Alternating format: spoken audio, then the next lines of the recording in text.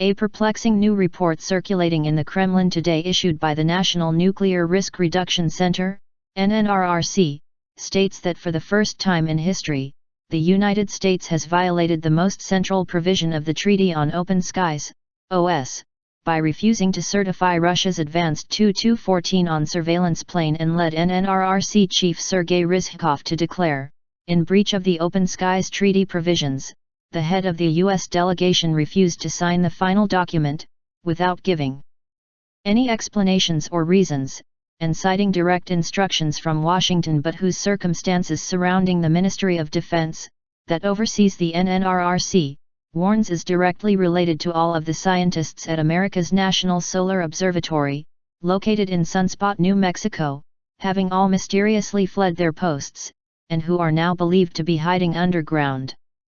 According to this report, as tensions over Syria between Russia and the United States are nearing the breaking point of nuclear war, the Treaty on Open Skies remains the last barrier to prevent a catastrophic conflict due to its being one of the most wide-ranging international arms control efforts to date that promotes openness and transparency in military forces and activities and allows for both Russian and United States surveillance flights over each other's nations to ensure that what is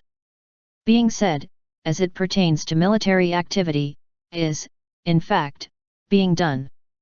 With a total of 72 experts from 23 nations having visited Russia's Kubinka airfield near Moscow on February 11–September to certify the advanced Tupolev Tu-214 on plane with Russian-made digital observation equipment for inspections under the Open Skies Treaty, this report continues. The heads of all delegations confirmed the aircraft's full compliance with all treaty provisions except the U.S. delegation that refused certification, saying that they were told by their superiors in Washington not to do so.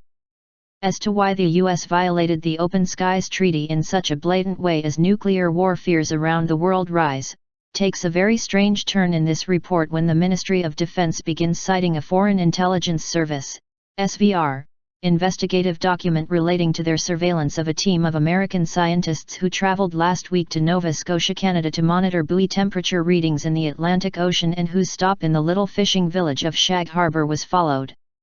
less than 24 hours later by the bizarre break-in of the Shag Harbor UFO Center that houses the most extensive collection of information and artifacts related to the October 4, 1967 event known as the Shag Harbor UFO incident, where it was reported that a sizable silent explosion accompanied a large unknown craft crashing into the sea.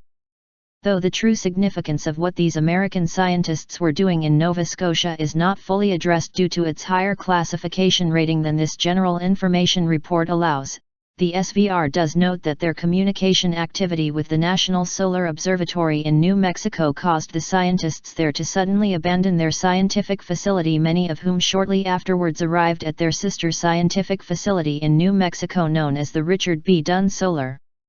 Telescope, whose depth is several hundreds of feet underground. With both the National Solar Observatory and Richard B. Dunn Solar Telescope being managed and manned by the Association of Universities for Research in Astronomy, AURA, this report further details, their only public statement as to why they fled their posts stated, "We have decided to vacate the facility at this time as precautionary measure. It was our decision to evacuate the facility," and whose reason given for doing so they said was due to their addressing a security issue at this time. Eerily coinciding with these scientists abandoning their posts, this report continues, was the Search for Extraterrestrial Intelligence, SETI, organization, who use the New Mexico-based Very Large Array, VLA, for their research findings, announcing their discovery of unusual and mysterious radio bursts they detected being directed at our Earth from 3 billion light-years away. That was then followed by American solar scientists warning that they have issued a G2 solar storm alert due to a massive hole that has suddenly opened in our sun's corona. Most concerning to Russian military scientists about these seemingly disparate events occurring in and around the United States, this report says, is a real-world event where the tropical waters in the Atlantic Ocean this past June were so cool, weather scientists were predicting that no hurricanes would be able to form there, but in the past few weeks has seen a never-before-witnessed heating of these waters to such an extent one of the most powerful hurricanes in history is now nearing the shores of the United States.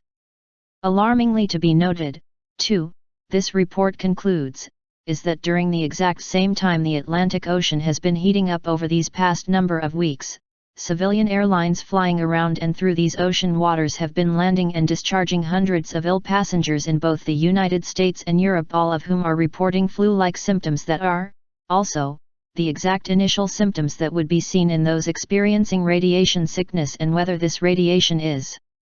emanating from some mysterious underwater Atlantic Ocean object that maybe we're being warned about from beyond our galaxy, or coming from the Sun, would immediately be able to be detected by Russia's advanced Tupolev Tu-214 on surveillance open skies treaty plane that the United States has now refused to let fly for reasons still unknown.